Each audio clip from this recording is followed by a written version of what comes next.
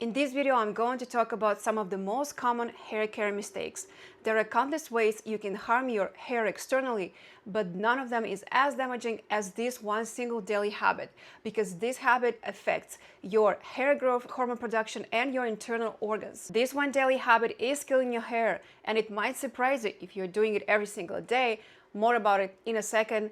I dropped this habit almost 5 years ago, and it has helped me tremendously to improve my hair growth because I was suffering with alopecia areata, with hair loss, hair thinning, and I was able to heal it naturally by removing this daily habit for sure 100%. There are more things I was doing, but this was the very beginning of my hair healing journey. My name is Justina. I'm a certified holistic nutrition coach, and I help people heal chronic symptoms naturally.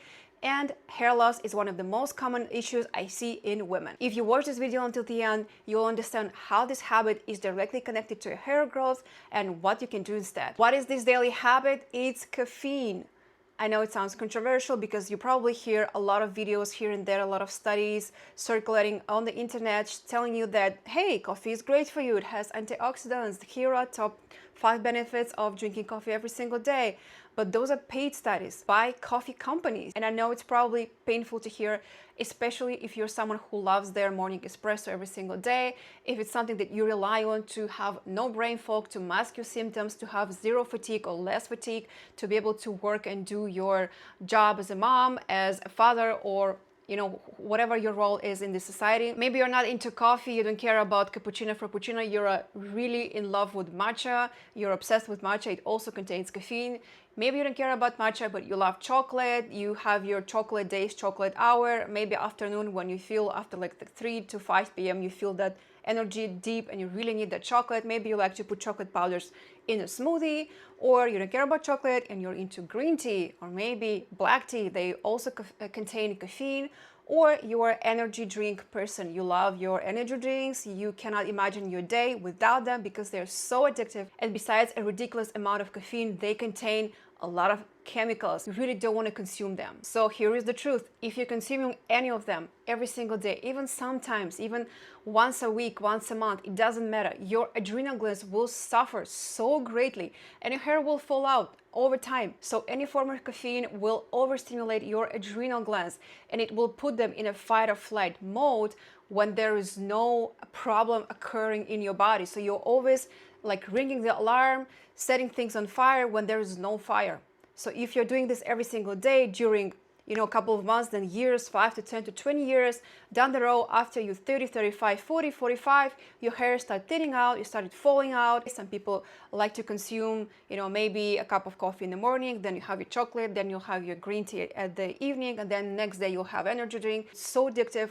You always have withdrawals when you decide to get off them, so you quickly go back to using them because it's so hard to get rid of them. So when there's this constant release of this corrosive type of adrenaline, because there are different types of adrenaline, and when this is getting released every single day on a daily basis, it's the fight or flight mode that is affecting a unique hormone that keeps your hair follicles attached to your scalp. It's like a glue, and it's something like gold, and you need to really take care of it and not use it every single day, not abuse it, because without it, hair follicles thin out, and over time you get the hair loss. You see your hair everywhere, on your floor, in the shower, when you wake up on the pillow, and it's really damaging to your nervous system, and it affects every single area of your life. And if you're someone who's struggling with hair loss, you probably know what I'm talking about. Second big problem with caffeine is that it's a diuretic. You probably noticed that, and some people can't go to the bathroom unless they have coffee, right? And that's a very bad sign. It means that your peristaltic isn't working correctly, it's not working properly. So it's actually flushing out all the nutrients, and we need potassium, we need magnesium, antioxidants, we need all these things, vitamins, minerals, that is flushing out of you. So instead of giving you, the coffee is taking the hydration, taking the nutrients out of your hair, and we really need those things. Those are like building blocks that we really need for our hair growth, for your hair to be shiny and strong and beautiful. And by the way, it's hard to notice this change in the very beginning. For some people, it takes several years, several decades to see their hair falling, but at some point it will come inevitably if you keep doing these mistakes, these hair care mistakes. So maybe you're someone who is 20 and you're like, I'm doing all of the things you just mentioned and I'm totally fine, my hair is gorgeous and shiny. Good for you. But just know that I'm saying it out of my experience, because I was also like this. Unfortunately, my clients' experiences and people that I talk to who have hair loss, it's happening out of the blue. So you're going to bed, everything's fine, and you wake up and you go to the shower and all your hair is in the bathtub. So it's not like yesterday you were having coffee and tomorrow your hair is falling out. No, no, no.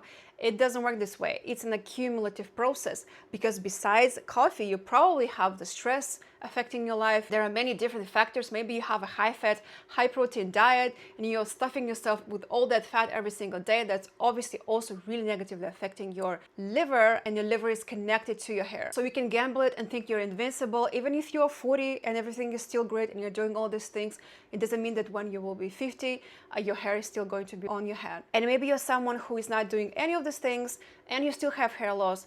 Just know that I'll have a separate video where I'll talk about different types of root causes of hair loss, and you will definitely find your cause over there. But let's go a little bit deeper. So the adrenaline that is released is corrosive and toxic, right? So where is all this adrenaline going? It's going in your liver. Your liver is the main filter in your body, and it's the pharmacy as well, right? So it's accumulating all the nutrients, and at some point it becomes so overburdened because it keeps, it has to suck in all this adrenaline every single day, especially if you're doing several times a day during many years. And at some point it's really struggling because it's heating up, it can't store all the nutrients, and also a sluggish toxic liver means poor circulation to your hair follicles. That's another thing that is also affecting your hair growth. So your hair is starting from nutrients because there's an issue with the liver, and there's an issue with the adrenal glands, and all together, and other causes, I will talk about them in a separate video, that are affecting your hair condition. Another problem with caffeine is that you can become numb to it. Have you noticed that if you take your first espresso, second one, you probably will feel the boost of energy, but maybe third and fourth one per day or even the next day, you won't feel the same difference because your central nervous system will shut down. It understands very well, it's so smart and intelligent, and it will understand that, hey, there is no crisis. There is no need to give you all this very precious energy that you might need in a real crisis when something happens. Someone's trying to rob you, or you are running away from a predator, or you're a woman and you want to give birth to a baby. And have you noticed that people with hair loss usually have other symptoms like fatigue, brain fog, they can't focus, concentrate, they have trouble sleeping, they can't fall asleep, they have headaches and anxiety, mood swings, they don't feel really balanced in life, maybe some sadness, even depression. It really depends how far you are into this journey. When our bodies are showing us our symptoms, we should never mask them, because it was specifically invented for you. Instead of addressing the root cause, heal and be healthy, happy, wealthy, and achieve all your goals in your life, you mask it, you put like a band-aid, and then you go to work and your life looks like everything is great, but beneath the surface there are a lot of trouble that you really need to pay close attention to. And yes, quitting caffeine can be really, really hard. I know this because I went through this almost 5 years ago. When I was dropping this habit, I told myself, okay, it's enough, enough is enough. It was very hard. I was doing it gradually. It's one of the hardest things I've done in terms of my nutrition lifestyle change. I didn't care about changing other food groups to heal, but this was like, okay, take everything else, but just leave me the coffee and the chocolate. And if I was able to do this, you can do for sure. Tip number 1, replace coffee with celery juice every single day.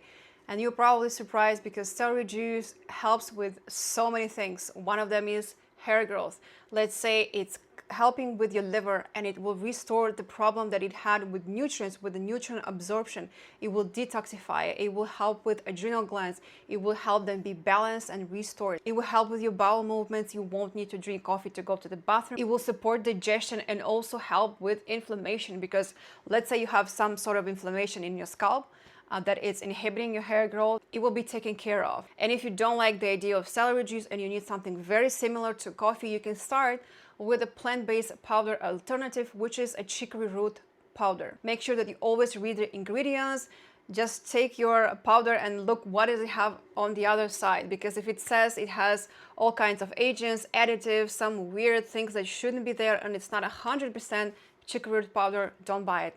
It needs to be a very high quality, clean product so you don't damage your liver even more. And these are just some of the few ways that you can start implementing right now to get rid of the caffeine. You really don't need it. You want to take care of your hair.